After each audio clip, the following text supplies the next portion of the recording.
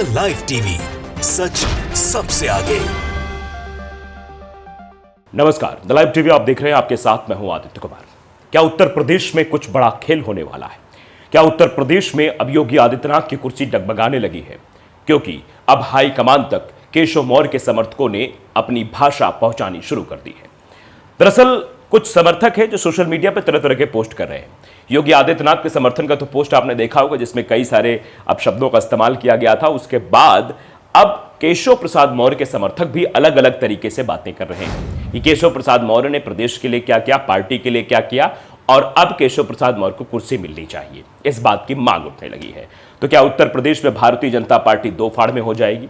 और इसकी सुगबगाहट अभी कुछ दिन पहले मीटिंग हुई थी उत्तर प्रदेश में। मुख्यमंत्री ने एक हाई लेवल मीटिंग बुलाई जिसमें कई अधिकारी सम्मिलित हुए, सब चीज़ें हुई और बाकायदे मीटिंग, अच्छी खासी मीटिंग हुई। उस मीटिंग में दो अहम शख्स मौजूद नहीं थे और वो दोनों प्रदेश सरकार के डिप्टी सीएम थे।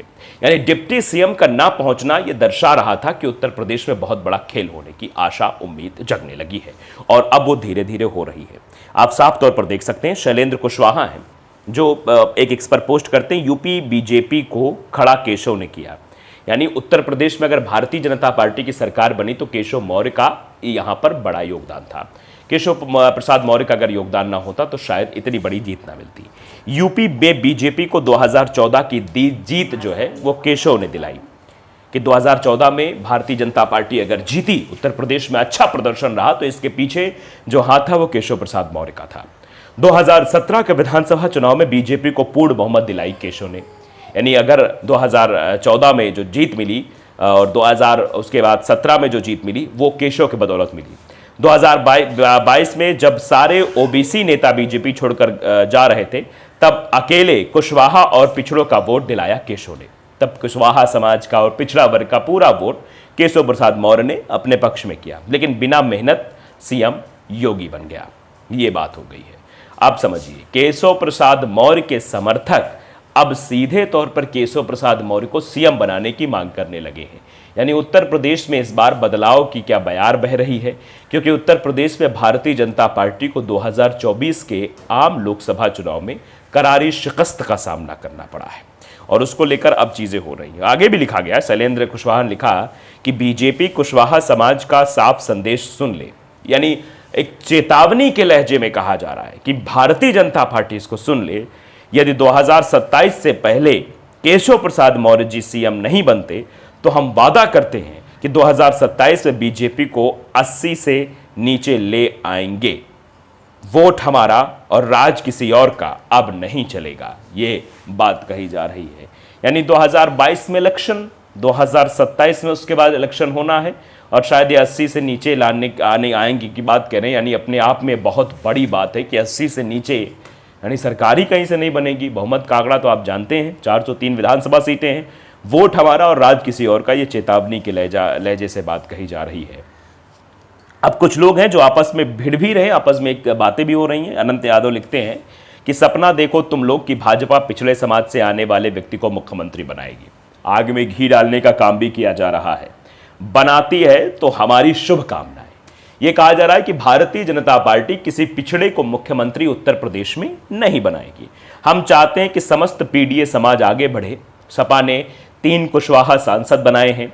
कुशवाहा समाज का भला सपा में ही है, पीडीए जिंदाबाद। यानी सपा के समर्थक हैं, ये तो अब भैया करेंगे ही कि हाँ, उधर से एक आवाज उठ रही है, एक चिंगारी उठ रही है, उसमें तेल डालना है, बस आग अपने आप लग जाएगी। तो शैलेंद्र यादव कुशवाहा लिखते हैं, टिकट वितरण ऐसे ही हुए और बाबू सिंह साथ बने रहे तो 27 में कुशवाहा समाज और मजबूती से सपा का साथ देगा। जो हिस्सेदारी देगा उसे वोट दिया जाएगा, पीडीए जिंदाबाद। यह भी कहा जा रहा है। यानी भारतीय जनता पार्टी का समर्थक, कुशवाहा समाज का व्यक्ति जो कल तक भारतीय जनता पार्टी के साथ खड़ा था केशव प्रसाद मौर्य को लेकर, वो अब बाबू सिंह कुशवाहा की बात कर रहा है, वो समाजवादी पार्टी की बात कर रहा है, वो पीडीए जिंदाबाद की बात कर रहा है। यही अपने आप में बताता है कि किस तरीके से भारतीय जनता पार्टी का वजूद अब धीरे धीरे खत्म होने लगा है। तो इसके बाद लगातार रिएक्शन आ रहे हैं। आगे भी कह रहे हैं, देख रहा हूं इस ट्वीट से लोगों की जो है, मतलब जो शब्द लिखा है वो शायद बोलने लायक नहीं है। खैर, ओबीसी एससी एसटी भाइयों का धन्यवाद जिन्होंने जात से ऊपर उठकर सपोर्ट किया, एकता बनी रहे। अखिल यादव लिख रहे हैं, तो इस वक्त जमकर विद्रोह करो भाई, माहौल गर्म है, अभी नहीं तो कभी नहीं। यानी अभी नहीं तो कभी नहीं, ये बात उठाई जा रही कि केशव प्रसाद मौर्य को सीएम बनाने की मांग अब तेज कर दी जाए, क्योंकि अभी नहीं होगा तो फिर कभी नहीं होगा। तो योगी के खिलाफ जो ये मोर्चा खुल चुका है, ये अपने आप में जो है बहुत ही संदेहास्पद भी है और भारतीय जनता पार्टी के लिए एक नई मुसीबत खड़ी करने वाला है। शैलेंद्र कुशवाहा लिखते हैं, हमारे समाज में आज भी राजनैतिक चेतना की कमी है, लेकिन अच्छा यह है कि अब पहले से ज़्यादा जागरूक है, वर्षों पुराने हिसाब होंगे, ये सीधे तौर पर कहा जा रहा है। नितिन मिश्रा लिख रहे हैं, 2012 विधानसभा चुनाव सिराथू से हिंदू मुस्लिम ध्रुवीकरण से जीते। 2014 मोदी लहर में सांसद बने। 2014 सिराथू सांसद रहे, नहीं जीता सका। 2014 लक्ष्मीकांत वाजपेयी प्रदेश अध्यक्ष थे, भाजपा प्रदेश में 71 सीटें जीती। 2017 में मोदी पुनः लहर में भाजपा जीती, केशव प्रसाद अध्यक्ष थे। अब शैलेंद्र कुशवाहा का जवाब दे रहे हैं, क्या जवाब देना जरा ये भी सुनिए। हमारे गांव में 62 घर हैं मौर्या के। इस लोकसभा से पहले पूरा 62 घर के लगभग 400 वोटर भाजपा को वोट देते थे, अब के लगभग 98% सपा के साथ चले गए। और हमारे कौशाम्बी से सपा के पुष्पेंद्र भैया 1 लाख वोटों से जीते हैं। सिर्फ केशव की उपेक्षा के कारण वोटिंग पैटर्न बदला है, बाकी 27 में बताते हैं। यानी बाकी अभी और भी बहुत कुछ करना है। कौशाम्बी हार जाना, प्रतापगढ़ हार जाना, अमेठी हार जाना, सुल्तानपुर हार जाना, ये ऐसी सीटें थी जहां से कहा जा रहा था नहीं नहीं यहां से तो भाई जीत जाएंगे, यहां से जीत सुनिश्चित हो सकती है, यहां से चीज़ें सही हो सकती हैं, वो दिक्कत नहीं होगी। लेकिन अब ये कहा जा रहा है कि भैया नहीं, ऐसा नहीं है, ये सब कुशवाहा वोटर की बदौलत हुआ है, ये केशव प्रसाद मौर्य की उपेक्षा के बदौलत हुआ है, उनकी उपेक्षा की जा रही है। उन्होंने जिताया, उन्होंने सब कुछ किया, लेकिन उनकी आज उपेक्षा हो रही है।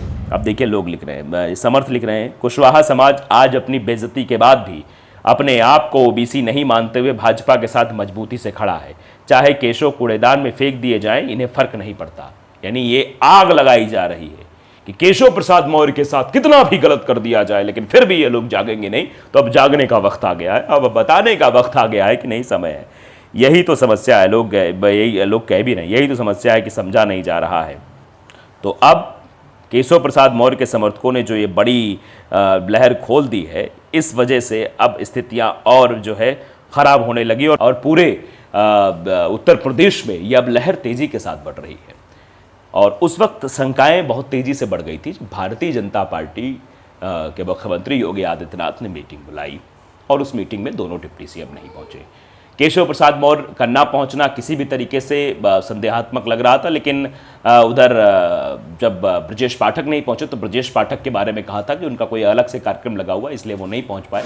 लेकिन केशव प्रसाद मौर्य का ना पहुंचना ये अपने आप में बहुत खटक रहा था और ये इशारा कर रहा था कि स्थितियां गंभीर होने वाली हैं और आने वाले समय में अब क्या कुछ होने वाला है। क्या उत्तर प्रदेश में भी मुख्यमंत्री बदला जाएगा? क्या केशव प्रसाद मौर्य के समर्थकों के विद्रोह की वजह से और केशव प्रसाद मौर्य के विद्रोही रुख की वजह से योगी आदित्यनाथ की कुर्सी संकट में है? क्योंकि इस नतीजा बहुत कुछ कहता है और नतीजे के बाद किसी न किसी पर गाज गिरना तय है। क्या गाज योगी आदित्यनाथ पर गिरेगी, ये सवाल है। द लाइव टीवी को अगर आपने सब्सक्राइब नहीं किया जरूर करिए, बेल आइकन दबाइए ताकि सच खबर आप तक पहुंचती रहे। नमस्कार। द लाइव टीवी, सच सबसे आगे।